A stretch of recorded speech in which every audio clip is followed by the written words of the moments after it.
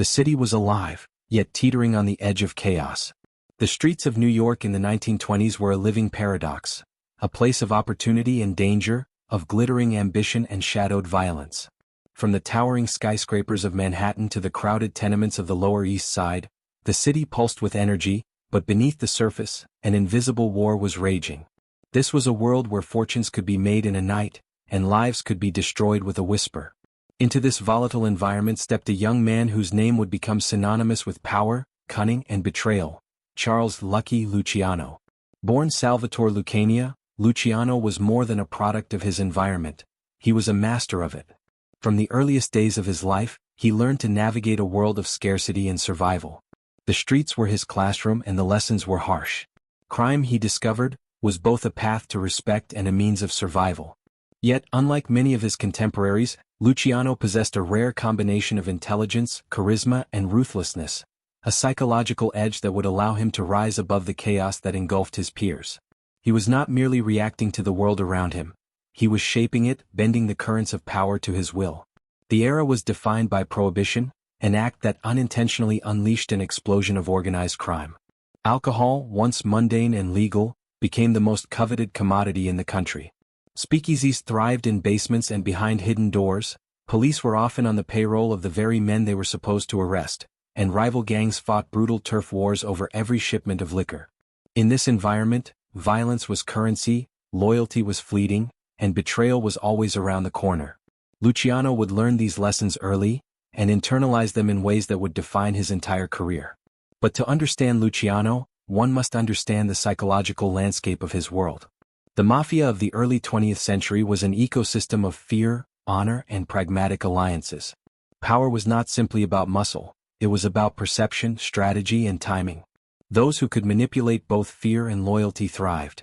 Those who could not were left in bloodied alleys or behind prison bars. Luciano possessed an innate understanding of this dynamic. He observed, calculated, and acted with precision. Every handshake, every deal, every whispered conversation was a move on a chessboard that spanned the entire city. Yet, Luciano's story was not just about power, it was about the human drama behind it. His rise would be punctuated by friendships that teetered on the edge of betrayal, alliances that could dissolve with a single misstep, and a constant psychological tension between trust and suspicion. This tension would define not only his career but also the very structure of the modern mafia he helped create. The seeds of both his triumph and his eventual vulnerability were sown in these early years, as he learned to balance loyalty against ambition, camaraderie against cunning. The city itself seemed almost to conspire in his favor. New York's immigrant communities, struggling under poverty and prejudice, provided both cover and opportunity. Speakeasies, backroom gambling dens, and shadowed docks became arenas in which Luciano tested his intelligence and nerve. Every small success bolstered his reputation. Every calculated risk refined his instincts. By the time he reached adulthood, he was no longer a street kid. He was a rising force, a man who understood that power was not given. It was seized and often kept through a careful mix of intimidation and strategy. Even in these early days, there were whispers of his capacity for ruthlessness. Those who underestimated him often paid the price, sometimes without even knowing they were at fault. Yet, Luciano's genius lay in his ability to mask this brutality with charm, wit, and a calculated social grace. He could be both feared and admired, both friend and manipulator, a duality that would define his relationships for decades to come. It was this psychological complexity that made him fascinating and dangerous. This is the story of a man who transformed the mafia from a fragmented, violent underworld into a structured, disciplined enterprise. But it is also a story of betrayal, of friendships forged and shattered, and of a world in which trust was as lethal as a gun. To understand Lucky Luciano, one must see both the man and the city that shaped him, the streets that taught him survival, the alliances that taught him strategy, and the betrayals that taught him the high cost of ambition. As the sun set over New York, casting long shadows across the tenements and waterfront docks, the stage was set. The city teemed with opportunity, danger, and intrigue. And in the midst of it all, a young man named Luciano was preparing to take his first steps toward a destiny that would change the face of organized crime forever. This is the story of how a street kid became the architect of the American Mafia, and how the dangerous friendships he cultivated would eventually shape his rise and his fall. Before Lucky Luciano could rise, the world he would dominate had to be understood, a fractured, violent underworld teetering on chaos.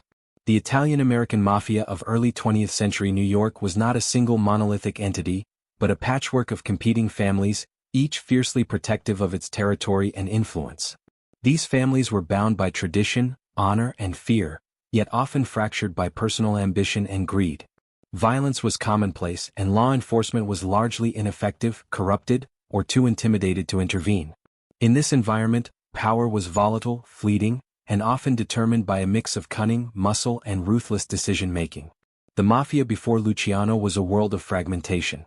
Leaders of old Sicilian families adhered to rigid codes of loyalty, but internal rivalries were common. Each family operated as an independent fiefdom, and coordination between groups was rare. Turf wars erupted over gambling dens, bootlegging routes, and illicit rackets, often resulting in bloody street battles that left neighborhoods scarred. These conflicts were not just physical, they were psychological, testing alliances, loyalty, and the ability to outthink opponents.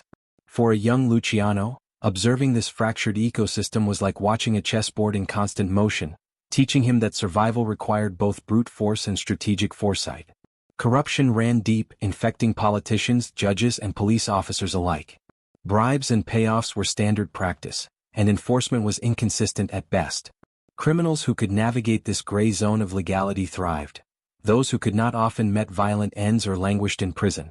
The law, rather than being an external threat alone, was another tool to manipulate, exploit, and understand. Luciano's genius would later lie in his ability to exploit these systemic weaknesses, creating a network where he could operate with confidence even under the scrutiny of authorities. Yet the environment was not purely adversarial. The immigrant communities of New York, particularly the Italian enclaves, offered both cover and opportunity. Tenement neighborhoods were densely packed with families who were wary of outsiders but loyal to those who protected and provided for them. Speakeasies, gambling dens, and small businesses became hubs of influence and income for those willing to take risks. For ambitious young men like Luciano, these neighborhoods were both playground and battlefield, teaching lessons in negotiation, manipulation, and leadership. Survival required adaptability, and adaptability bred ambition. The psychological culture of the Mafia was as rigid as it was deadly. Loyalty was demanded and betrayal punished without mercy. Honor was measured in actions, not words, and a reputation could be built or destroyed in a single act of courage or treachery. Within this crucible, fear and respect were intertwined. Leaders maintained control not just through violence but through a careful cultivation of their persona, a blend of charisma, menace, and strategic calculation. Young Luciano absorbed this lesson early, understanding that influence was as much about perception as it was about capability. A well-timed act of loyalty could secure an ally, a misstep could ignite a war. The period was also shaped by prohibition, which transformed the criminal landscape overnight.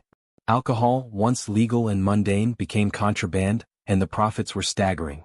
This new wealth intensified the already brutal competition among mafia families.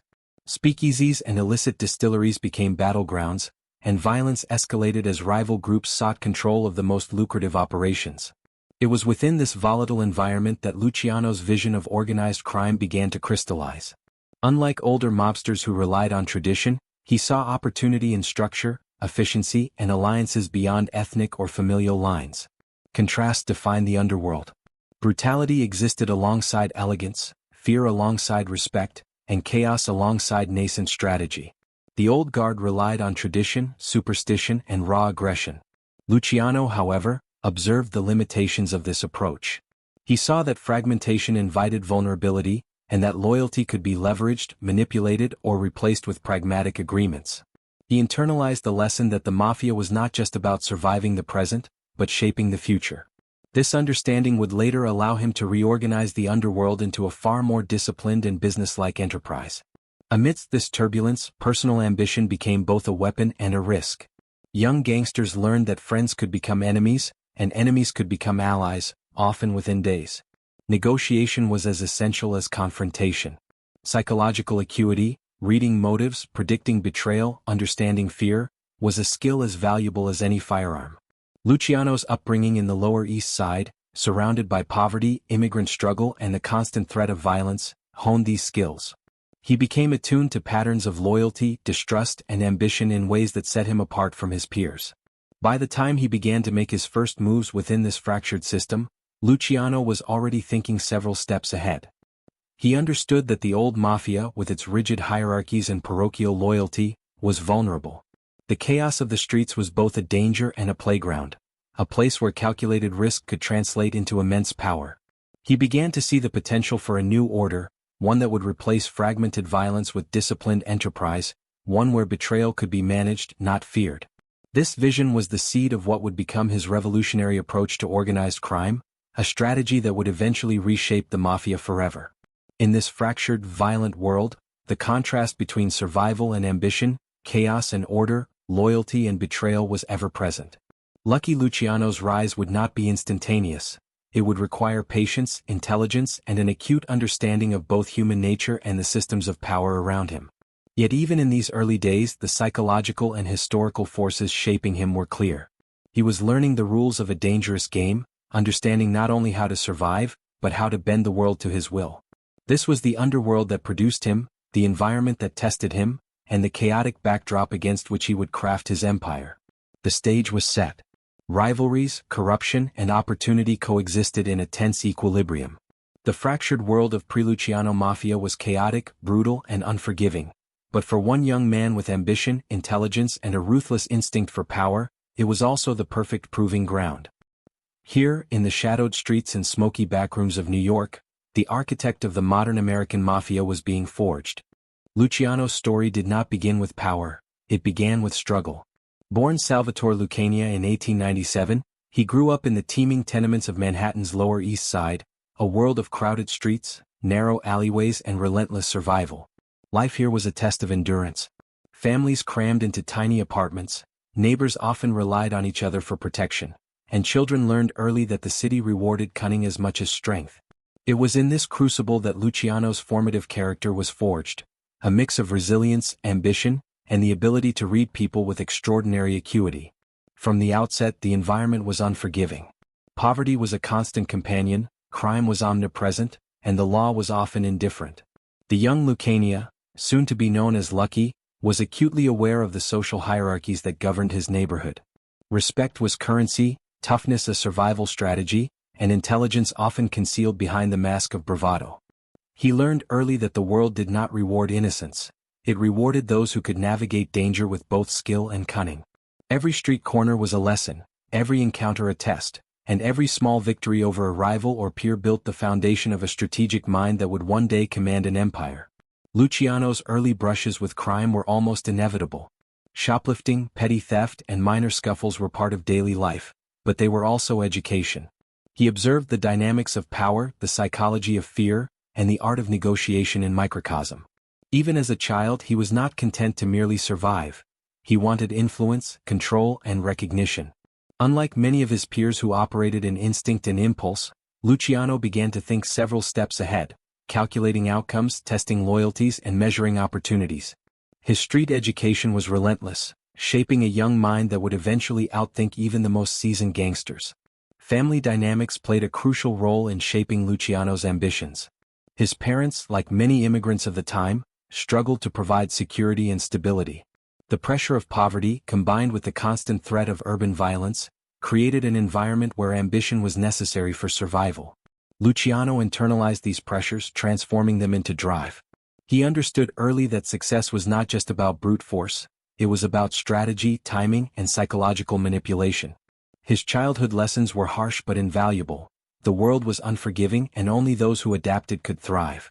By his teenage years, Luciano had begun to gravitate toward the streets as a proving ground. He observed older gangsters with a mixture of fascination and calculation, noting who commanded respect, who wielded influence, and who fell victim to betrayal. One of the defining aspects of his youth was his ability to blend in while simultaneously analyzing. He learned to mask his intelligence and ambitions behind the persona of a streetwise kid, an act that allowed him to navigate dangerous situations without drawing unnecessary attention. This duality, charm and calculation, visibility and invisibility, would become a hallmark of his leadership style. Education, in the formal sense, was sparse, but Luciano's schooling in human behavior was unparalleled. Every altercation, every deal, every whispered conversation was an opportunity to understand power dynamics. He watched how fear could enforce loyalty, how respect could cement alliances, and how betrayal could be both weapon and weakness. These early lessons were psychological as much as practical. He began to grasp a fundamental truth. The streets rewarded not just strength but foresight, strategy, and an almost preternatural understanding of human nature. Opportunities for upward mobility were rare in these neighborhoods, yet Luciano had ambition that extended far beyond the tenements. He observed that those who succeeded in the criminal underworld were not merely violent, they were strategic, disciplined, and willing to exploit every loophole the system provided. This observation distinguished him from others. While many peers were content with short-term gains, Luciano envisioned a larger game, one that required patience, cunning, and alliances that crossed traditional boundaries. His ambition was not limited to money or influence, it was a vision of power that reshaped the very framework of the underworld. Mentorship, whether formal or incidental, also shaped Luciano's early development.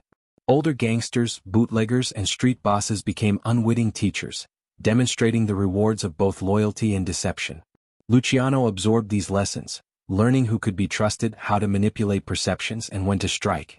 One early lesson became particularly clear. Survival was inseparable from strategy, and ambition without calculation was self-destructive.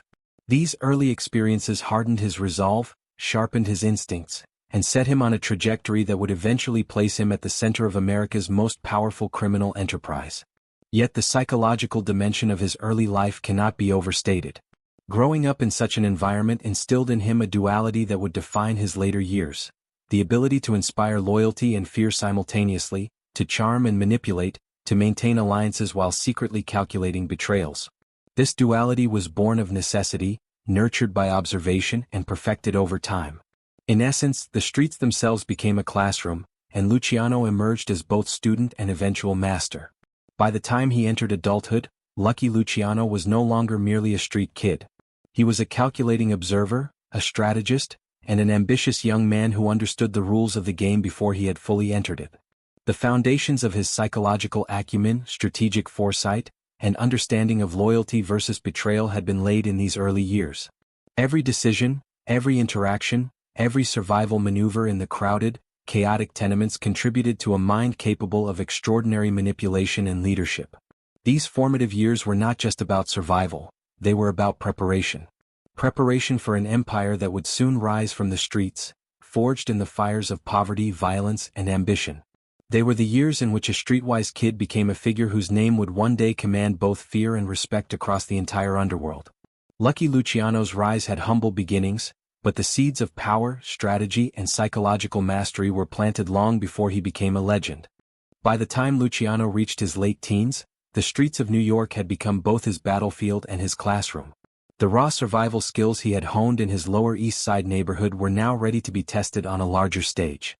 He began gravitating toward older, established figures in the underworld, men whose influence and reputation commanded both fear and respect.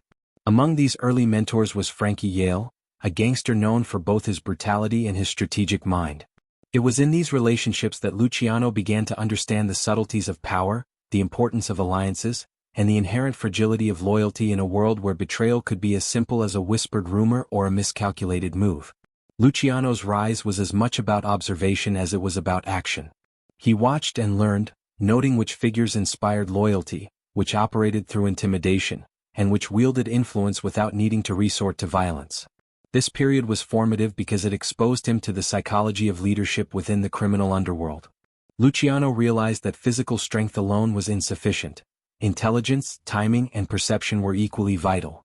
He internalized lessons from each mentor and rival, carefully calibrating his own behavior to maximize influence while minimizing risk. The concept of mentorship in the Mafia was paradoxical. On one hand, alliances could offer protection and opportunity, on the other they carried the ever-present threat of betrayal. Luciano navigated this duality with remarkable acuity. He cultivated relationships with key figures, offering loyalty when it served his ambitions and withholding it when necessary. These interactions were not casual, they were strategic exercises in trust, manipulation, and psychological dominance. Each handshake, conversation, and shared secret became a stepping stone toward his larger vision of power. Alliances were forged not just with individuals but across factions. Luciano's early career was marked by careful networking, bridging gaps between rival groups to consolidate influence. He began to see the inefficiencies in the fragmented mafia system and recognized that order could be imposed through diplomacy as much as violence. This insight set him apart from his contemporaries, many of whom relied on brute force alone. Luciano's genius was that he understood human behavior, leverage, and timing, allowing him to extract loyalty while subtly shifting the balance of power in his favor. The psychological acuity that Luciano displayed during these early alliances was extraordinary. He learned to read subtle cues, discerning intent and measuring ambition in others.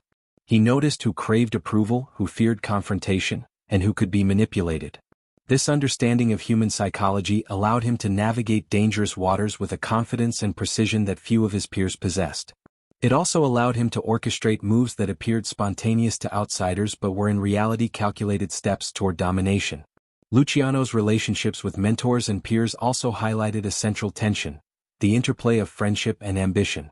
In the underworld, friendships were rarely purely personal; they were transactional, laden with expectation, loyalty, and potential for betrayal. Luciano excelled in this environment because he could simultaneously project trustworthiness while maintaining a mental ledger of obligations and weaknesses. He learned that alliances could be fragile, and that the seeds of betrayal were often planted in the guise of camaraderie. Understanding this duality would later allow him to manipulate relationships to his advantage on a scale that few could match. During this period, Luciano's ambitions began to crystallize. While many young gangsters sought only immediate gains, quick money, temporary respect, he envisioned a broader structure, a mafia that operated not as a collection of independent factions but as a coordinated enterprise.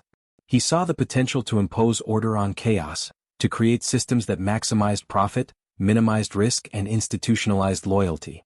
His early alliances were the laboratory in which he tested these ideas, experimenting with negotiation, coalition building, and strategic compromise.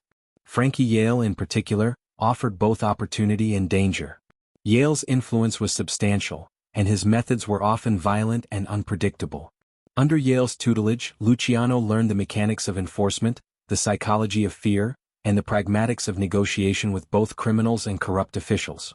At the same time, Luciano maintained a careful distance, recognizing that dependence on any one mentor could become a liability. He balanced loyalty and autonomy, learning when to follow, when to observe, and when to act independently. This delicate balancing act would become a hallmark of his leadership style. The alliances Luciano formed were not merely tactical; they were psychological exercises in control. He developed the ability to predict behavior, influence decisions, and anticipate threats. He understood that loyalty could be bought, borrowed, or enforced, and that betrayal could be preempted if one maintained both vigilance and leverage. Each relationship, whether with a mentor, peer, or rival, became a test of his strategic mind, sharpening his skills and preparing him for the broader conflicts that would define his career.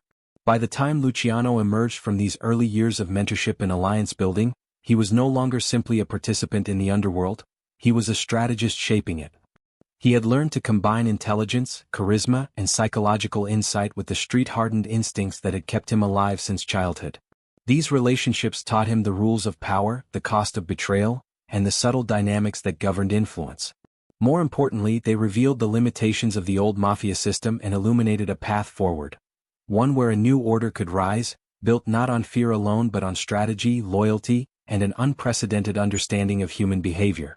In essence, these early alliances were the crucible in which Lucky Luciano's leadership was forged. They exposed him to the dangers and opportunities of the underworld, taught him the psychological and strategic nuances of power, and prepared him for the extraordinary rise that lay ahead. By learning from mentors, navigating rivalries, and cultivating loyalty while anticipating betrayal, Luciano transformed the chaotic streets of New York into a laboratory for his ambition, a place where the seeds of the modern American mafia were first planted. It was here, in these formative relationships, that the blueprint of his empire began to take shape. The lessons he absorbed, the importance of timing, perception, and control, would guide every move he made, every alliance he forged, and every betrayal he orchestrated. Luciano was no longer just a street kid with ambition. He was a calculating strategist, a man whose understanding of power and psychology would redefine organized crime in America forever. By the early 1930s, Lucky Luciano was no longer merely a rising figure in the chaotic streets of New York. He was a visionary strategist, ready to reshape the very structure of organized crime. The mafia of the time was a fractured, violent system. Families operated independently, alliances were fragile, and disputes were often settled with bullets rather than negotiation. Luciano saw the inherent weakness in this fragmentation. He understood that power was fleeting when based solely on fear and tradition, and that survival required not just influence, but organization, strategy, and foresight. It was this insight that would allow him to construct a criminal empire with unprecedented efficiency and resilience. Luciano's approach was revolutionary. He envisioned a mafia that functioned less as a collection of warring gangs and more as a disciplined enterprise, structured, hierarchical, and coordinated. At the center of this vision was the idea that loyalty and betrayal could be managed, that conflict could be mitigated through negotiation, and that the chaotic violence of the streets could be channeled into profit and influence. This organizational genius was as psychological as it was practical. Luciano recognized that people, even criminals, responded predictably to incentives, hierarchy, and the perception of fairness. By understanding human nature, he could design a system that maximized obedience while minimizing unnecessary risk. Central to this new structure was the creation of a governing body for the families, later known as the Commission. Rather than allow rival families to fight endlessly over territory and profit, Luciano proposed a council where disputes could be mediated, territories allocated, and alliances formalized. This was a radical departure from the old ways, where violence dictated outcomes and alliances were temporary. The Commission was not merely a bureaucratic innovation, it was a psychological one. By creating a system in which rules were enforced and agreements recognized, Luciano introduced predictability into an unpredictable world, offering a sense of security and stability even amidst the threat of violence. But structure alone was insufficient. Luciano understood the necessity of alliances, carefully chosen, strategically cultivated, and psychologically reinforced. He sought out individuals who were ambitious, disciplined, and capable of both loyalty and ruthless execution. These alliances were not born of sentiment, they were instruments of power. Luciano's skill lay in managing these relationships, balancing fear with respect, charm with intimidation, and loyalty with leverage. Each member of his inner circle was both a partner and a tool, each relationship calibrated to reinforce his authority and consolidate his influence across the city. Luciano's organizational genius extended beyond interpersonal dynamics. He applied a business-like logic to the criminal enterprise itself. Gambling, bootlegging, prostitution, and labor racketeering were no longer disparate ventures. They became coordinated revenue streams under a centralized system. Operations were assigned, profits tracked, and responsibilities delineated. By imposing order on the chaos of criminal activity, Luciano not only maximized profit but minimized internal conflict. Rivalries were redirected into regulated competition, and disputes that might have erupted into bloodshed were often mediated through negotiation. The Mafia, under Luciano, began to resemble a corporation with divisions, managers, and a clear chain of command, yet still enforced through the ever-present specter of violence. The psychological component of this transformation was equally crucial. Luciano's authority rested not merely on fear, but on perception. He cultivated the image of a man who was both intelligent and ruthless, capable of rewarding loyalty and punishing betrayal with equal precision. By controlling perception, he ensured that obedience was voluntary in appearance but mandatory in reality. Allies and subordinates believed they were participating in a fair, orderly system, even as their actions reinforced Luciano's centralization of power. This manipulation of belief, of psychological expectation, became a cornerstone of his strategy, turning loyalty into a controlled resource rather than a spontaneous sentiment. One of the most significant innovations of Luciano's approach was the deliberate separation of operational duties from strategic oversight. Unlike previous mob leaders who involved themselves in every minor detail, Luciano focused on the macro-level orchestration of power. He delegated operational control to trusted lieutenants while maintaining oversight and influence over strategic decisions. This allowed him to remain several steps ahead of rivals, monitoring the system, predicting threats, and responding before chaos could erupt. It was a level of organizational sophistication that few criminal enterprises had ever achieved, and it fundamentally changed the balance of power in New York's underworld. Luciano also understood the importance of optics and legitimacy.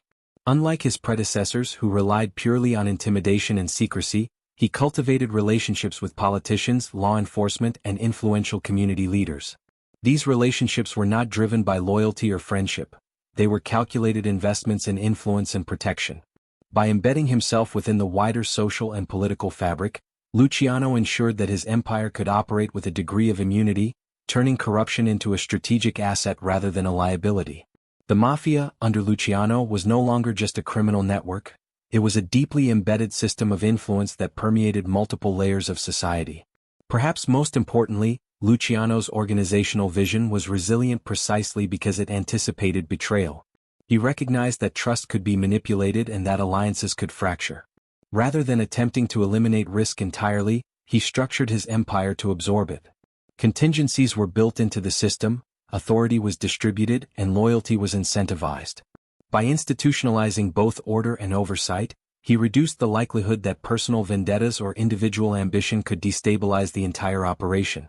In effect, he transformed human unpredictability from a threat into a manageable variable, a hallmark of his strategic brilliance. The early results of this reorganization were dramatic. Violence began to decrease, profits increased, and Luciano's influence expanded across the city. He had not only consolidated power but also created a system that could endure beyond the rise and fall of individual personalities. The streets, once governed by chaos and impulsive brutality, now operated under a carefully calibrated hierarchy. Families understood their roles, disputes were mediated, and even rivals recognized the advantages of participating in this structured network. Luciano's vision was clear: an organized, disciplined underworld that was as resilient as it was profitable, and whose control rested firmly in his hands. By imposing order on chaos, Luciano did more than reorganize criminal operations. He reshaped the psychology of the Mafia itself. He introduced the concept that loyalty could be structured, that power could be systematized, and that betrayal could be managed rather than feared. Through intelligence, foresight, and strategic innovation, he transformed the Mafia from a loose collection of violent gangs into an enterprise that resembled a corporation, a machine of influence, and a model of criminal efficiency. In the annals of organized crime, this period marks a turning point. Luciano was no longer simply a participant in the underworld, he was its architect. By understanding both human psychology and systemic organization, he laid the foundations for an empire that would endure decades, influencing not only New York but the very framework of organized crime in America. The streets had produced a visionary, a strategist, and a man capable of turning betrayal, ambition, and violence into a calculated instrument of power. This was the beginning of a new era, and Lucky Luciano stood at its center, orchestrating the rise of the modern Mafia. In the world of Lucky Luciano, power was never solely about muscle or money, it was about control over people, perception, and the fragile web of loyalty that bound the underworld together. Central to this control was the Code of Omerta, the unspoken law of silence and honor that governed the Mafia. To outsiders it was a simple rule: never betray your family, never talk to the police, never compromise the organization. But for Luciano, Omerta was more than a law, it was a psychological instrument, a system he would manipulate to enforce loyalty, manage fear, and consolidate his power. The origins of Omerta were deeply Sicilian, rooted in centuries of communal survival against external threats. It was a moral and practical code, designed to ensure cohesion, protect secrets, and prevent internal collapse. Yet, in the hands of a mind like Luciano's, it became something more fluid, a tool that could be wielded, bent, or exploited. He understood that loyalty was not always innate, it was cultivated, incentivized, and, when necessary, coerced. Omerta was both a promise and a weapon, and Luciano wielded it with precision. At its core, the code was about trust between men who often had no other allegiance but their own ambition. For those who adhered to it, Omerta offered protection, respect, and a sense of belonging in a violent, unpredictable world. For those who broke it, the consequences were swift and brutal. Luciano recognized that fear alone could enforce compliance, but fear without respect could breed resentment and rebellion. His genius was to combine the two, demonstrating ruthlessness when required, yet rewarding loyalty and competence in ways that reinforced allegiance without provoking open defiance. The psychological weight of Omerta was immense. Each member of Luciano's network understood that a single misstep could lead to exile, punishment, or death. But the code also created a subtle social contract. Loyalty was rewarded with protection, influence, and status. By mastering this balance, Luciano turned what was ostensibly a rigid moral code into a dynamic system of control. He could predict behavior, anticipate betrayal, and structure relationships in ways that strengthened his central authority. In essence, Omerta became the backbone of his organizational strategy, binding his empire together with both fear and incentive. Luciano's use of omerta extended beyond internal enforcement. It also shaped his relationships with allies and rivals. By publicly demonstrating respect for the code, he cultivated an image of integrity and honor, even amidst violence and manipulation. This perception was essential. Alliances were fragile and appearances mattered. Men were more likely to trust a leader who seemed to honor tradition, even if that leader secretly bent the rules to his advantage. Luciano understood that reputation could be as powerful a tool as any weapon, and he leveraged omerta to craft a persona that inspired both fear and admiration. Yet loyalty under omerta was never absolute. Luciano understood human nature, the inevitability of ambition, envy, and self-interest. He built a system that accounted for these variables, creating layers of oversight, incentives, and contingencies. Betrayal was always possible, but by structuring incentives and consequences, he could manage risk and often turn potential threats into loyal allies. Omerta, in this context, was not merely a code of silence. It was a framework for psychological management, a way to orchestrate behavior across a sprawling and inherently unstable network of individuals. The enforcement of omerta was itself a calculated psychological exercise. Punishment had to be visible yet measured, demonstrating the consequences of disloyalty without destabilizing the organization. Loyalty had to be acknowledged publicly, reinforcing both hierarchy and expectation. Luciano mastered this balance, using fear and respect not as opposites, but as complementary forces that created a controlled equilibrium. The result was a disciplined network in which men were motivated to act in the interests of the organization, not simply out of fear, but out of self-preservation and ambition aligned with the system. Omerta also served to protect Luciano himself. By cultivating a culture of silence, he insulated his operations from law enforcement and rival interference. Secrets became a form of power, and the very act of obedience reinforced his authority. Every man who adhered to the code became both a participant in the system and an enforcer of it. In this way, omerta was self-reinforcing. Loyalty bred more loyalty, while fear of exposure or retribution minimized dissent.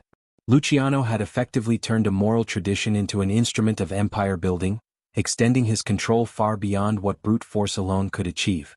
This system had profound implications for the psychology of those within it. Men became trained in loyalty, attuned to the subtle cues of manipulation, and constantly aware of the risks of betrayal. Omerta created a heightened sense of responsibility and vigilance, a shared understanding that the organization's survival, and their own, depended on strict adherence to its rules. Yet it also created tension, as ambition and self-interest inevitably collided with the demands of silence and obedience. Luciano thrived in this tension, using it to sharpen the skills of his subordinates, maintain control, and anticipate potential threats before they materialized. The interplay of fear, loyalty, and strategy under omerta was central to Luciano's genius. It allowed him to maintain cohesion across a sprawling network of operations, bridging divides between families, allies, and subordinates. It enabled him to transform a violent, fragmented underworld into a disciplined, predictable system capable of sustaining both profit and power. By understanding the psychological levers embedded within omerta, Luciano created not just an organization, but a culture. One in which every action, every choice, and every alliance was shaped by the dual imperatives of loyalty and survival. Ultimately, omerta was more than a code, it was the architecture of control, the invisible framework upon which Luciano built his empire. Through it, he could manage human behavior, mitigate risk, and orchestrate loyalty with precision. It allowed him to operate not merely as a gangster, but as a strategist and psychologist, capable of manipulating both fear and ambition to his advantage. In the hands of Luciano, the code became a living instrument, one that bound his empire together, protected its operations, and ensured that his vision of a disciplined, business-like mafia could endure. It was this combination of tradition and innovation, loyalty and manipulation, fear and respect, that made Lucky Luciano's use of omerta so formidable. In a world defined by betrayal and violence, he had discovered a way to channel human behavior into a system that reinforced his authority and expanded his power. Through omerta, he had learned to master both men and circumstance, creating a psychological and organizational framework that would define his era and leave a legacy that shaped the very fabric of organized crime in America. By the time Lucky Luciano had mastered the psychological levers of loyalty and control, he was ready to transform the raw chaos of New York's criminal underworld into a meticulously organized machine of profit. Unlike earlier gangsters who relied on opportunistic violence and temporary gains, Luciano approached crime as an enterprise, a network of revenue streams that could be systematized, scaled, and protected. Gambling dens, speakeasies, labor rackets, and the lucrative bootlegging trade were no longer independent operations. Under his guidance, they became interconnected enterprises, each reinforcing the other, all feeding into a centralized system of influence and wealth.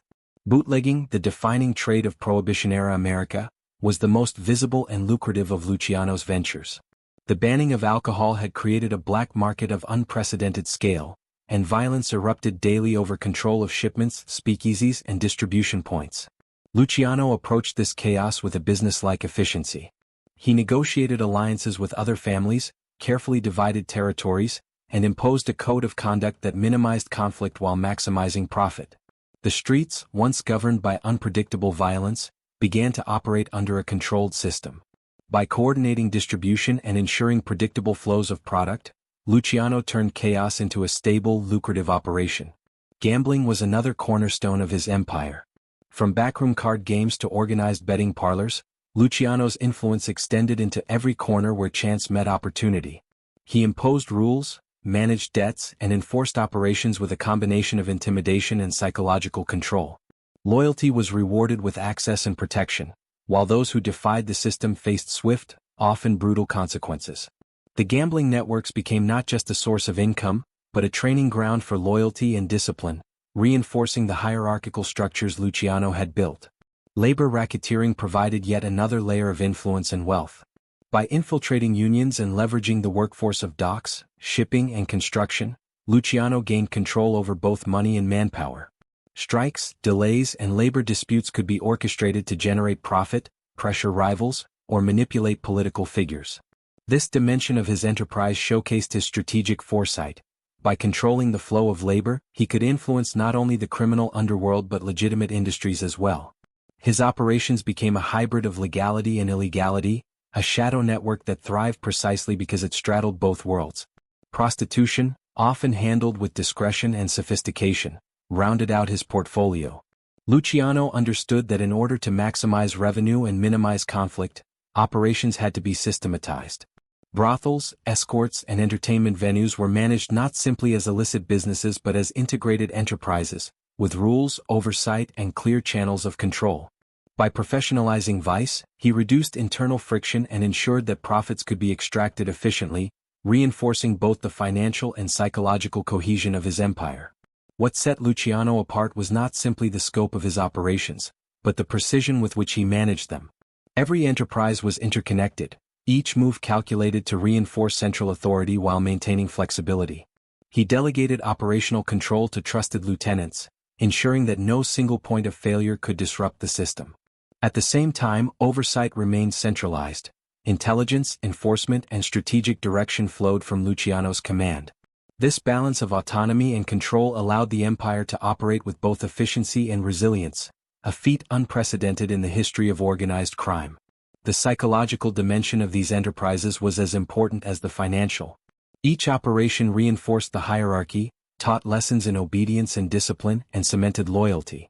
Employees, lieutenants, and partners learned that success depended on adherence to the system, careful judgment, and the ability to navigate both opportunity and risk. Mistakes were punished, but loyalty and competence were rewarded. By structuring operations this way, Luciano ensured that the men who worked under him were not only motivated by profit but also psychologically invested in the continuity and stability of his organization. Alliances beyond his immediate circle were equally strategic. Luciano cultivated relationships with politicians, law enforcement, and business figures, creating layers of protection that allowed his operations to flourish. These relationships were never based on sentiment.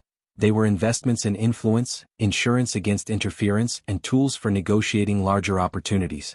By embedding himself within multiple social and institutional networks, he ensured that his criminal enterprises could expand while remaining insulated from the full force of the law.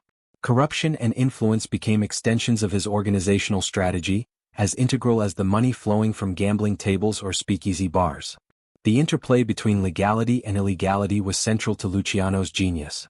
He understood that crime could not exist in isolation. It had to interface with legitimate systems, from banking and business to politics and unions. By straddling both worlds, he created a network that was difficult to dismantle, resilient against internal and external threats, and capable of generating wealth far beyond what random violence or opportunistic crime could achieve. Each revenue stream was part of a broader strategy, a psychological and financial ecosystem in which loyalty, fear, and profit were carefully balanced. Violence remained a tool, but under Luciano, it became strategic rather than impulsive.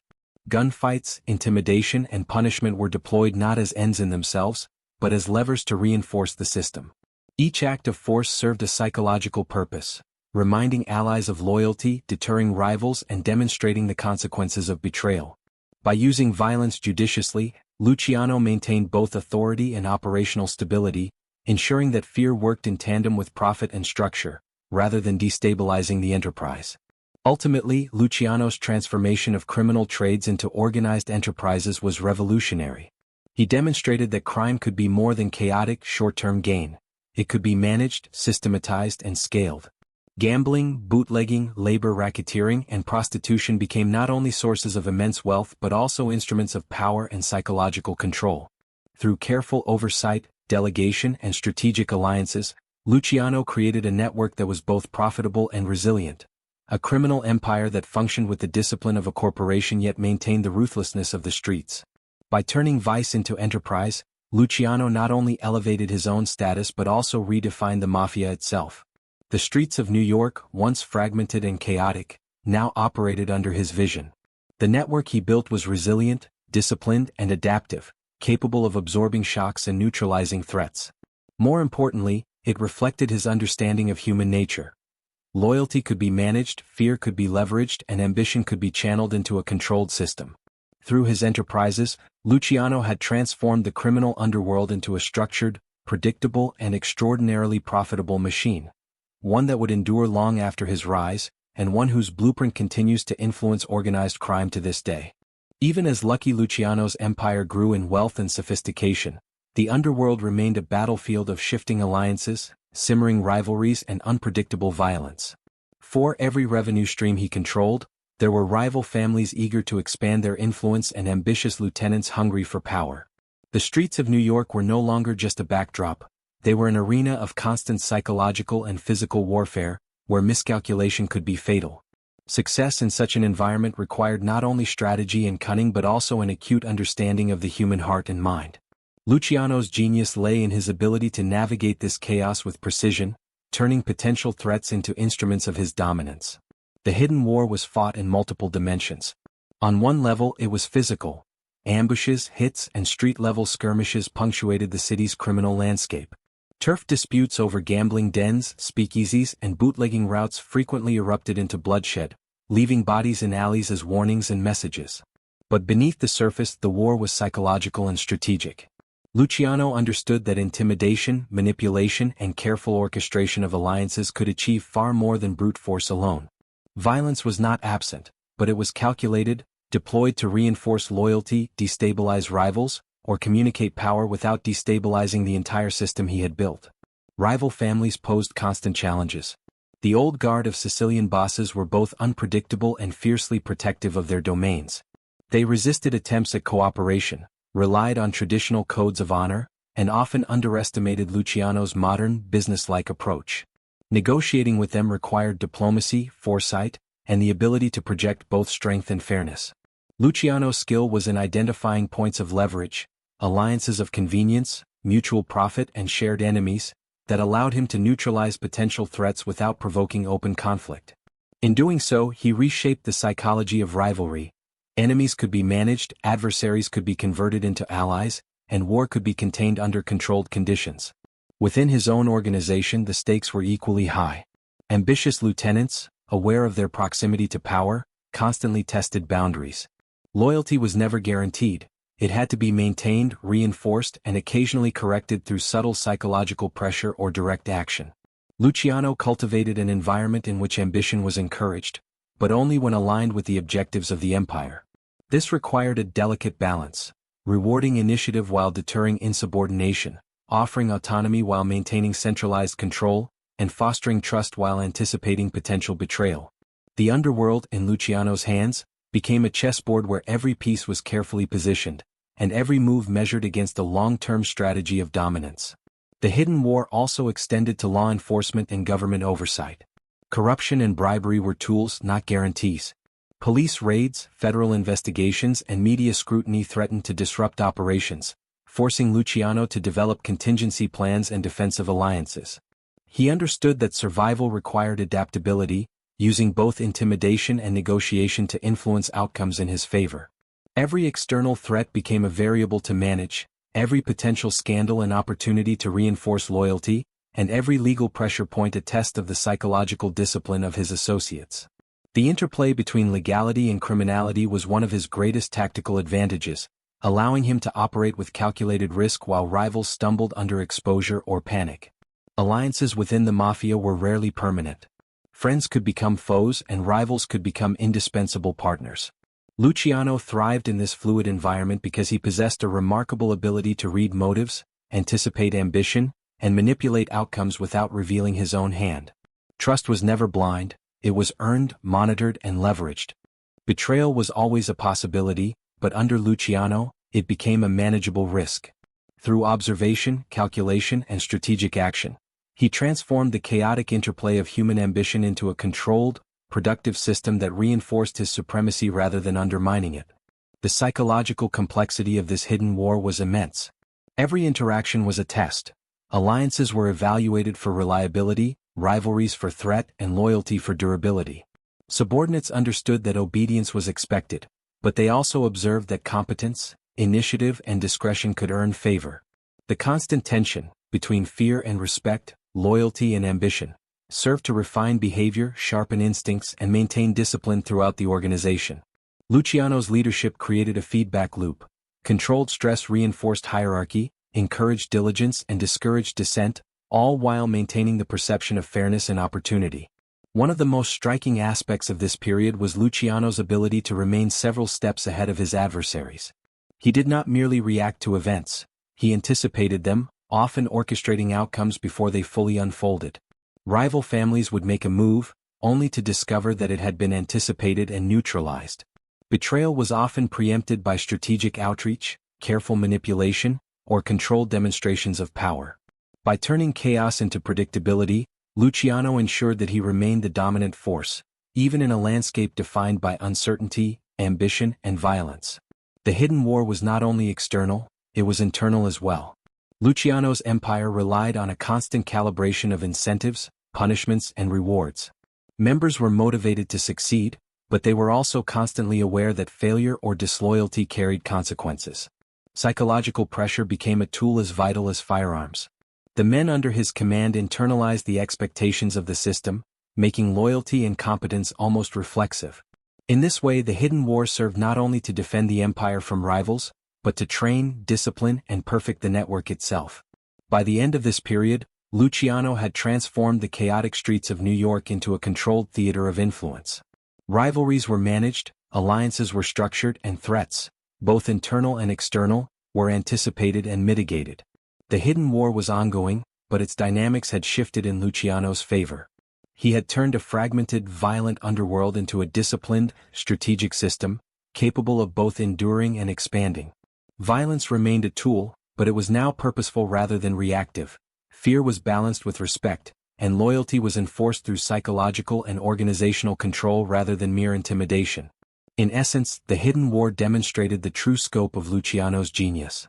It was not enough to dominate the streets, he had to dominate the minds of those around him. By combining strategy, psychology, and a deep understanding of human ambition, he maintained authority across a network of potential threats, rival families, and unpredictable subordinates. The chaos of New York's underworld had been transformed into a disciplined system, a testament to Luciano's foresight, intelligence, and ruthless efficiency. Through calculated alliances, preemptive strikes, and psychological mastery, Luciano emerged not merely as a participant in the hidden war, but as its orchestrator. He had turned danger into opportunity, conflict into strategy, and fear into a tool of loyalty. By understanding the delicate interplay of ambition, rivalry, and human psychology, he ensured that his empire remained dominant, resilient, and adaptive, a system capable of surviving both the violence of the streets and the betrayals of men. Even the most powerful empires are vulnerable to the law of unintended consequences, and for Lucky Luciano, the years of dominance and meticulous planning could not shield him forever. By the late 1930s, the net was closing in. Law enforcement, once largely indifferent or corruptible, had begun to take notice of the extraordinary reach of his operations.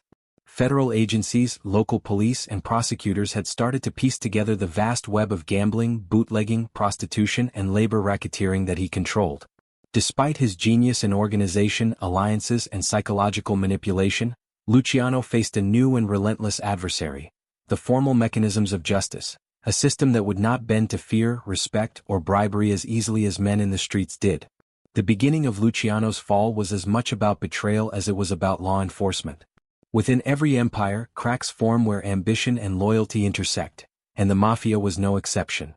Men who once served as trusted lieutenants, bound by omerta and the implicit promise of reward, were now faced with choices between personal survival and allegiance to a leader under increasing scrutiny. The psychological weight of fear, pressure, and opportunity became too great for some, and alliances that had seemed unbreakable began to strain. In this environment, even the smallest misstep or overlooked detail could trigger catastrophic consequences. Luciano had mastered strategy, but the forces arrayed against him were relentless, adaptive, and patient. The arrest of Lucky Luciano was a dramatic turning point in his empire. It was not the result of a single crime, but rather the culmination of years of observation, investigation, and intelligence gathering by law enforcement. Gambling operations, prostitution rings, and corrupt labor unions provided the threads that, when woven together, formed a case strong enough to penetrate the protections of his meticulously constructed organization. The arrest itself sent shockwaves through the underworld.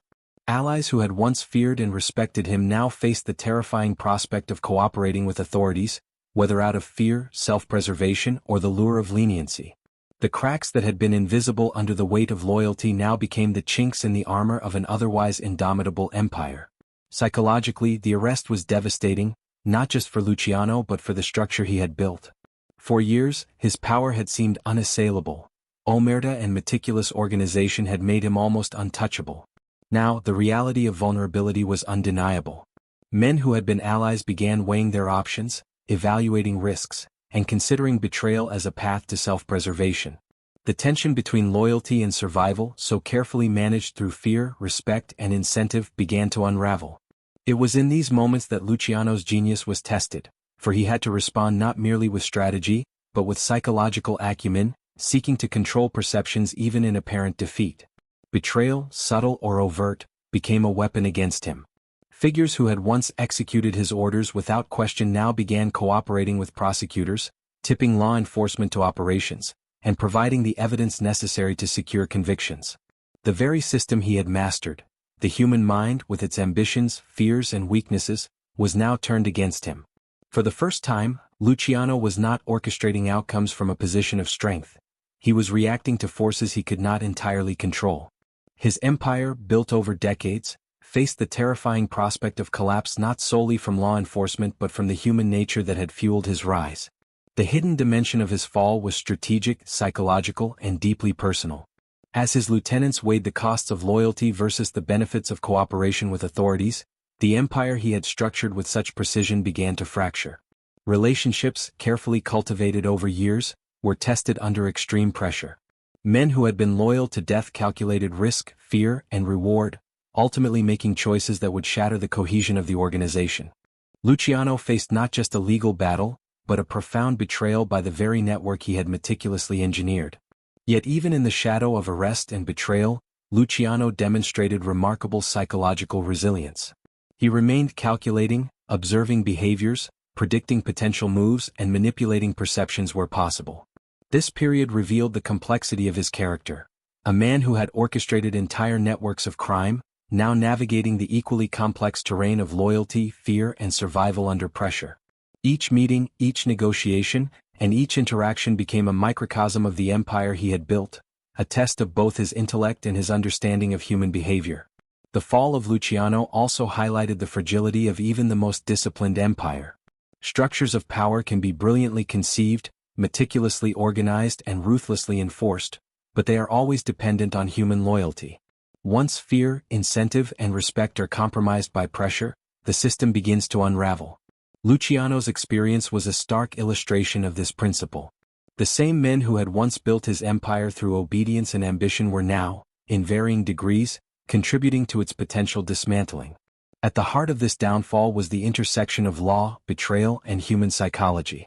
Prosecutors understood that the most effective way to dismantle a criminal empire was not simply to target operations, but to exploit relationships, test loyalty, and introduce fear of exposure. Luciano, for all his genius in manipulating loyalty and orchestrating operations, faced a situation where he could not fully control the motivations of others. The arrest was only the beginning. The subsequent erosion of trust, the revelations of insiders, and the pressure applied by law enforcement created a perfect storm that would eventually lead to his conviction. This period also revealed a deeper truth about Luciano's empire. Its brilliance was matched by its dependence on perception. The myth of invincibility, the aura of control, and the carefully managed networks of loyalty had created a psychological fortress. Once that perception was breached, the human element, the ambition, fear, and self-interest of his associates, became a powerful force against him. The fall began not with a single gunshot or violent confrontation, but with the slow, inexorable unraveling of trust and control, accelerated by the relentless pressures of law and betrayal. The arrest marked the moment when the rise of Lucky Luciano met its first true challenge. It was a turning point that exposed both the strengths and vulnerabilities of his empire. The hidden war he had waged for years, balancing alliances, controlling loyalty, and manipulating fear, was now inverted. The same principles that had secured his dominance were tested under extreme duress. His downfall was not instantaneous, but it had begun, setting the stage for trial, sentencing, and the ultimate reckoning with both law and the men whose loyalty he had once commanded. In sum, the beginning of Luciano's fall was a complex interplay of law, betrayal, and psychology. Arrest, exposure, and the fracturing of alliances transformed his empire from a controlled, disciplined machine into a network vulnerable to disruption. For the first time, the consequences of ambition, human nature, and external pressure converged against him. The empire he had built so meticulously was under threat, and the next chapters of his story, the courtroom drama, the sentencing, and the struggle for control even from behind bars, would test every ounce of his intelligence, psychological mastery, and survival instinct. The trial of Lucky Luciano was more than a legal proceeding, it was a public spectacle, a collision of criminal legend, moral panic, and media sensationalism that gripped New York and the nation. The courtroom became a theater where law, morality, and psychology intersected, and Luciano found himself facing not just charges of prostitution, but the unraveling of the carefully constructed empire he had spent decades building. For years, his influence had operated in the shadows, protected by omerta, intimidation, and strategic alliances. Now, under the relentless scrutiny of prosecutors, journalists, and witnesses, that shadowed control began to erode. From the outset, the stakes were high. Prosecutors painted Luciano as the mastermind of a sprawling prostitution ring, emphasizing not only the illegality of his actions but the moral corruption they represented. Media coverage amplified the drama, portraying him as a symbol of the dangers of organized crime infiltrating the very fabric of American society. Public perception became as crucial as legal arguments. Luciano's reputation for invincibility, cultivated over years of strategic control, was challenged in the court of public opinion as much as in the courtroom itself. Every detail of his empire, from brothels to gambling operations, was scrutinized, and every alliance he had built was tested against the pressures of evidence and testimony. The courtroom drama revealed the depth of the betrayals that had begun during his arrest. Associates who had once followed orders without question now testified against him, exposing the inner workings of the empire he had created. The psychological toll was immense. Luciano, who had long mastered the manipulation of loyalty, now faced a reversal of fortune. The men who owed him allegiance were the very instruments of his potential downfall. He remained calm and calculated, but the environment was psychologically punishing. Each witness, each piece of evidence, was a reminder that the loyalty he had so carefully engineered could be compromised by pressure, fear, or personal interest. The trial was also a battleground of strategy. Luciano's defense team sought to discredit witnesses, challenge the legality of evidence, and frame the case as an attack on a man whose reputation had been unfairly targeted. Yet despite their efforts, the weight of organized testimony, combined with the relentless narrative constructed by the prosecution, created a formidable challenge. The courtroom became a microcosm of the underworld itself. Alliances, power dynamics, and psychological maneuvers played out under the gaze of law and public scrutiny. Luciano, ever the strategist, navigated these dynamics with the same calculation he had applied to street-level operations, though now he faced the added complexity of public perception and legal constraints. Media coverage played a central role in shaping the drama. Newspapers, radio broadcasts, and public commentary turned the trial into a moral spectacle. Luciano was depicted as the embodiment of corruption, a figure whose influence had infiltrated both criminal networks and legitimate society. The psychological impact of this coverage was profound, both on the public and on those involved in the case. For the Mafia, the trial became a cautionary tale, a stark reminder that even the most disciplined organization could be exposed under the right conditions. For Luciano himself, it was a test of reputation, resilience, and his ability to maintain composure under unprecedented pressure. The trial also highlighted the tension between power and vulnerability. For years, Luciano had operated from a position of control, orchestrating complex systems of loyalty, fear, and incentive. Now that control was under siege. He had anticipated betrayal, but the courtroom made it manifest. Every revelation of complicity or corruption chipped away at the empire he had built, exposing not only the structural vulnerabilities of his network but also the psychological realities of human ambition and self-interest. The contrast was stark. The architect of organized crime, now constrained by legal procedure, forced to defend his empire in a setting where fear, intimidation, and strategic cunning had limited influence. At the heart of the trial was the interplay of psychology and morality. Prosecutors sought not only to convict but to moralize, framing Luciano as a threat to the social order. Witnesses, some coerced, others motivated by personal gain, offered testimony that painted a picture of systematic exploitation. For Luciano, understanding these dynamics was crucial. He recognized that the courtroom was as much a stage of perception as a legal arena. Every reaction, every statement, every gesture had to be calibrated to maintain an image of composure, intelligence, and authority, even as the weight of exposure and betrayal pressed upon him. The eventual sentence marked a turning point in the saga of Luciano's empire. Convicted of compulsory prostitution, he faced a long prison term, a dramatic reversal from the invincibility he had cultivated on the streets. The sentence was both a personal and symbolic blow, demonstrating that even the most powerful figures could be brought low by law, betrayal, and the complex interplay of human psychology. Yet even in sentencing, Luciano's mind remained strategic. He understood that incarceration did not necessarily mean the end of influence. It merely required adaptation. The empire he had constructed was resilient, and with careful maneuvering, he could continue to exert control even from behind bars. The trial also illuminated the paradox of his power. It was both dependent on and constrained by human nature. Loyalty could be engineered, fear leveraged, and alliances managed, but under extreme pressure, these systems were vulnerable. The courtroom became a laboratory of human behavior, revealing the limits of influence and the consequences of ambition unchecked by external constraints. For historians and psychologists alike, the trial offers a window into the mechanics of power, control, and the fragility of human networks when tested by law and moral scrutiny. Ultimately, the trial of Lucky Luciano was a study in contrasts. Authority versus vulnerability, loyalty versus betrayal, perception versus reality. It was a test not only of his legal defense but of the psychological structures he had built over decades. The courtroom was a stage where the genius, ruthlessness, and strategic foresight that had defined his rise were challenged by the inexorable forces of law, human frailty, and public morality. The outcome was more than a conviction. It was a crucible that revealed both the brilliance and the vulnerabilities of an empire built on the interplay of fear, loyalty, and strategic psychology. In the aftermath, Luciano's influence was paradoxically reinforced even in decline. While sentenced, he retained the ability to manipulate, negotiate, and observe, demonstrating that power is not always constrained by physical freedom. The trial marked the first major fracture in his empire, but it also underscored the sophistication of his leadership. He had constructed a system resilient enough to endure setbacks, betrayals, and legal challenges, even as it exposed the human and structural vulnerabilities inherent in any network of organized crime. Prison was meant to strip Lucky Luciano of his power, to remove him from the streets he had dominated and the empire he had meticulously constructed.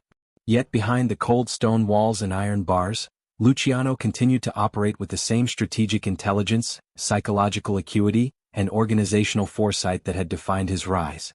Incarceration did not diminish his influence, it merely transformed the arena in which it was exercised.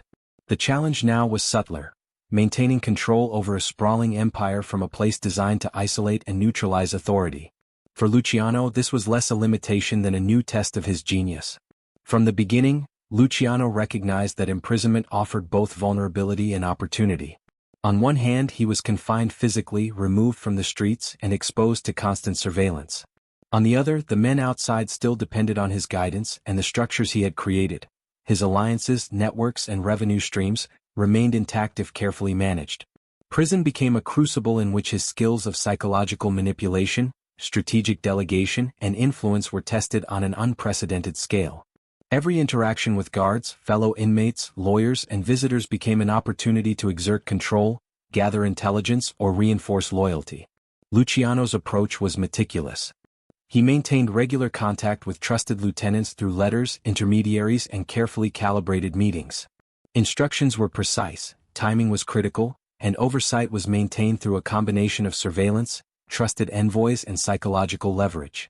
Even as he faced legal restrictions, Luciano ensured that his empire operated almost seamlessly, with revenue flowing, disputes mediated, and threats neutralized. In effect, he had transplanted his command center from the streets to a controlled, insulated environment, demonstrating that true power is not solely dependent on physical presence but on strategy, perception, and influence. The psychological dimension of Luciano's prison strategy was profound. He understood that men outside would remain loyal if they perceived both benefit and consequence. Rewards for obedience continued through protection, access, or privilege, while subtle signs of disfavor or oversight reminded subordinates that defiance carried risk. By maintaining this balance, Luciano ensured that loyalty persisted even in his absence. He had long understood that the human element, the desires, fears, and ambitions of associates, was the most powerful tool in sustaining an empire, and prison merely heightened the stakes for careful psychological management. Luciano's influence extended beyond the Mafia itself. Political figures, law enforcement, and legal intermediaries were all subtly manipulated, bribed, or persuaded to ensure operational continuity. This was not simply about evading punishment, it was about maintaining the ecosystem of power he had cultivated. By embedding himself within the networks of influence outside prison walls, Luciano ensured that his empire remained resilient, and that rivals and allies alike recognized his continuing authority. The perception of control, he knew, was as critical as control itself. Internal rivalries, which might have erupted in violence under normal circumstances, were carefully managed through intermediaries and subtle psychological strategies. Luciano had always excelled at predicting human behavior, and in prison this skill became essential. He mediated disputes, directed negotiations, and ensured that his subordinates remained focused on the objectives of the empire rather than personal ambition. The delicate balance of loyalty, fear, and incentive had to be maintained remotely, and Luciano did so with remarkable precision, demonstrating that leadership is as much about orchestration as execution. Perhaps most importantly, Luciano used his incarceration as a platform for long-term strategy. While many viewed prison as an endpoint, he perceived it as a period of consolidation and reflection. He identified opportunities for expansion, reassessed alliances, and even began contemplating his eventual release and the ways he could reassert influence on a national or international scale. This ability to turn adversity into strategic advantage exemplified the combination of foresight, intelligence, and psychological mastery that had always set him apart. Luciano's power behind bars also had a symbolic dimension. To the men in his organization, it was a demonstration that his authority transcended physical freedom. Even confined, he remained the central node of influence, the figure around whom loyalty and fear coalesced. This perception reinforced obedience, mitigated dissent, and maintained the integrity of the empire during a period of potential vulnerability. The aura of invincibility, carefully cultivated over years on the streets, was now maintained and even strengthened under conditions designed to neutralize it. Communication and intelligence were critical tools in this period. Letters, coded messages, and intermediaries allowed Luciano to remain intimately aware of developments, disputes, and opportunities. Every move was observed, every decision calculated, and every subordinate's behavior analyzed. His ability to maintain situational awareness, even from behind bars, demonstrated that leadership is as much about information control and interpretation as it is about direct action. Luciano's empire functioned almost as efficiently as it had before, a testament to both his organizational genius and his psychological insight. Yet this period also required constant vigilance. Law enforcement and rival factions were aware that incarceration might weaken him. Luciano had to anticipate challenges, preempt potential betrayals, and continuously reinforce loyalty across a network that was now physically distant and psychologically pressured. The risk of isolation, miscommunication, or misaligned ambition was ever present. His success in mitigating these risks further solidified his reputation as a strategist capable of controlling both people and events under circumstances that would have undone lesser figures. Through this extraordinary period, Luciano demonstrated a profound truth about power. It is not merely a function of territory, money, or force, but of influence, perception, and psychological mastery. Even confined, he orchestrated a complex empire, managed rivalries, and maintained the loyalty of men who were otherwise free to pursue personal gain. His incarceration became an extension of his strategy, a testing ground that highlighted both the resilience of the systems he had built and his unparalleled ability to navigate human behavior under extreme pressure. In the end, Luciano's time behind bars was not a cessation of power but a transformation of it. He adapted, observed, and controlled, proving that leadership is as much about intellect and perception as it is about physical presence. The empire he had built continued to function, guided by the same principles of loyalty, fear, and strategic oversight that had defined his rise. Prison, intended to break him, became instead a testament to his genius, a period in which the human mind, when coupled with foresight, psychological insight, and strategic discipline, proved capable of sustaining authority even when freedom was taken away. For Lucky Luciano, the triumphs of power and influence were always tempered by the inevitability of consequence. His arrest, trial, and imprisonment had been dramatic, yet they were only the beginning of a longer, more complex descent.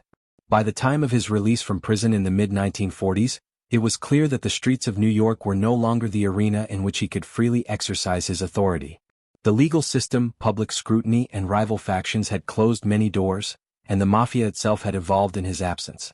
For Luciano, exile was both punishment and opportunity, a forced removal from the city he had dominated, yet a chance to redefine his place in the world of organized crime on an international scale. Deported to Italy, Luciano entered a world both familiar and foreign. Though he had grown up in Sicily and spoke the language, the political, social, and criminal landscapes had shifted dramatically. Fascism had fallen, Italy was rebuilding after the devastation of World War II, and the criminal underworld operated under a different set of rules and pressures. For a man accustomed to absolute control, these changes demanded adaptation, psychological acuity, and patience. Exile tested not only his ambition but also his ability to navigate a new environment where alliances were less predictable and influence harder to assert. Luciano's approach to exile reflected the same strategic mindset that had defined his rise. Rather than attempt a direct return to power in New York, he cultivated relationships with new allies across Europe and the Caribbean, positioning himself as a broker of influence and a mediator for operations that spanned continents. He recognized that the criminal world was becoming increasingly international, with trafficking, gambling, and smuggling extending beyond the confines of city blocks or boroughs. In exile, he could leverage his knowledge, reputation, and experience to remain relevant, influencing networks that reached far beyond Italian shores. Italy offered both refuge and risk. Luciano had to navigate a post-war environment in which law enforcement, political factions, and competing criminal elements operated in a fluid and often unstable landscape. Unlike New York, where he had established clear hierarchies and systems of control, here he faced a network of unpredictable actors and shifting loyalties. He relied on the psychological mastery that had always defined him, assessing ambition, predicting behavior, and exploiting opportunities where they appeared. Each alliance had to be carefully negotiated, every interaction analyzed, and every potential betrayal anticipated. The lessons of omerta and organizational discipline were now applied in an unfamiliar terrain, testing the limits of his strategic genius. Luciano's exile was not merely a retreat, it was also a period of philosophical transformation. Removed from the immediate pressures of street-level operations and constant threats of law enforcement, he had time to reflect on the human dynamics that had governed his rise and fall. He observed the interplay of loyalty, ambition, fear, and opportunity with the perspective of both participant and analyst. In a sense, exile offered him the rare luxury of intellectual control over the systems he had spent decades creating, a vantage point from which he could study the empire he had built and the forces that had eventually turned against him. Despite the distance, Luciano's influence on the American underworld persisted. He remained in contact with trusted lieutenants and allies, advising on strategic decisions and leveraging his reputation to mediate disputes or broker alliances. His name continued to command respect, fear, and loyalty, demonstrating that psychological control often outlasts physical presence. Exile forced him to innovate in communication, delegation, and negotiation, highlighting the adaptability that had been central to his rise. Even removed from the epicenter of power, Luciano demonstrated that influence could be exercised through intellect, reputation, and strategic foresight. This period also marked the final stages of Luciano's personal evolution. The man who had once thrived on the intensity of street-level operations now relied on observation, analysis, and diplomacy. Violence, while still a tool, was less frequently applied directly. Psychological leverage, alliances, and strategic negotiation became the primary instruments of power. The exile phase reflected a subtle yet profound shift.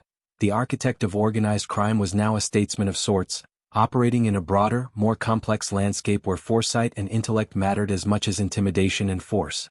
Exile also forced confrontation with mortality and legacy.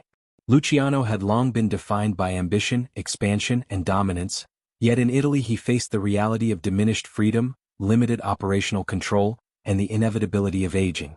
These constraints encouraged reflection on the human and structural elements of power.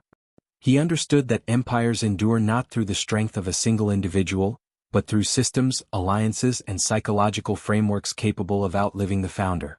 Exile, in this sense, allowed him to contemplate the permanence of his influence, the sustainability of his structures, and the ways in which the lessons of loyalty, fear, and strategic intelligence could persist beyond his immediate presence.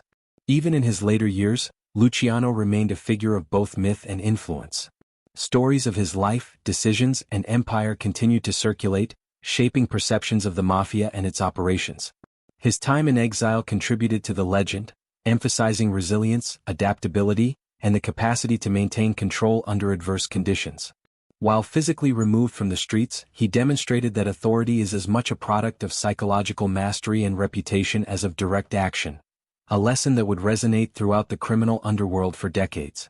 By the end of his exile, Luciano had cemented a dual legacy, as the founder of a modern organized crime structure and as a strategist capable of sustaining influence even under extreme constraints.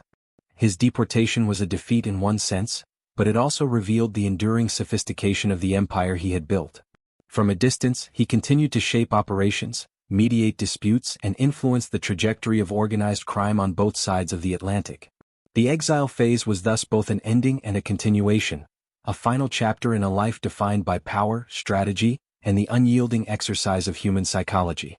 Ultimately, Lucky Luciano's exile demonstrated that influence transcends geography, that strategy can survive displacement, and that a mind attuned to the complexities of loyalty, fear, and ambition can maintain authority even when stripped of physical dominion. It was a period of adaptation, reflection, and subtle maneuvering, marking the final stage of a career that had transformed the underworld from chaotic violence into a disciplined, profitable, and enduring enterprise. Exile may have removed him from New York, but it did not remove him from power, influence, or history. Lucky Luciano's influence on organized crime is immeasurable, extending far beyond his wealth or territorial control.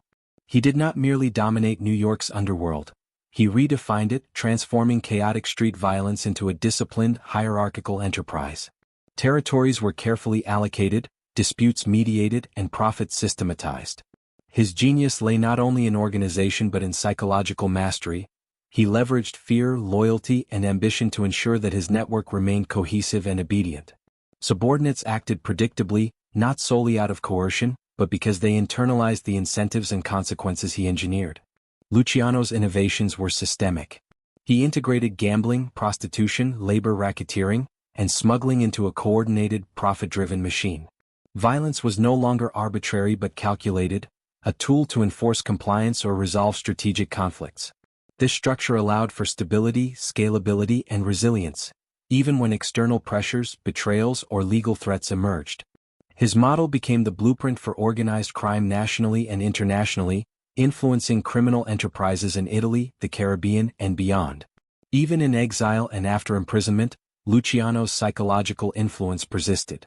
He remained the strategic center, mediating disputes, guiding operations, and controlling perception. His understanding of human behavior, how ambition, fear, and loyalty interact, allowed him to maintain authority despite physical displacement. Luciano's legacy is thus both practical and philosophical, a testament to the power of structure, foresight, and psychological acumen in building a lasting empire. Beyond the myth of the gangster lies the reality of a strategist who reshaped organized crime forever. Lucky Luciano's life is a study in contrasts: brilliance and brutality, loyalty and betrayal, fear and respect. His rise was fueled by strategy, intelligence, and a profound understanding of human psychology, while his fall revealed the fragility inherent in even the most meticulously constructed empires.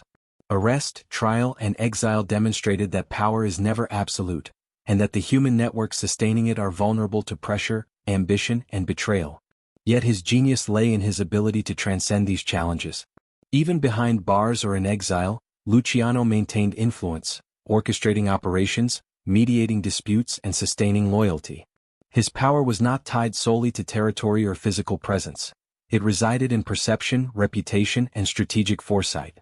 The systems he built, integrated, disciplined, and psychologically calibrated, endured beyond his lifetime, becoming the template for modern organized crime worldwide.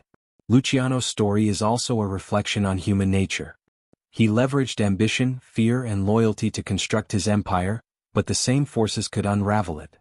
His life underscores the delicate balance between control and vulnerability, strategy and consequence, myth and reality. The lessons of his rise and fall are timeless. Influence is as much psychological as structural, and leadership requires both foresight and adaptability. In the end, Lucky Luciano remains an icon not simply of criminal power, but of strategic genius.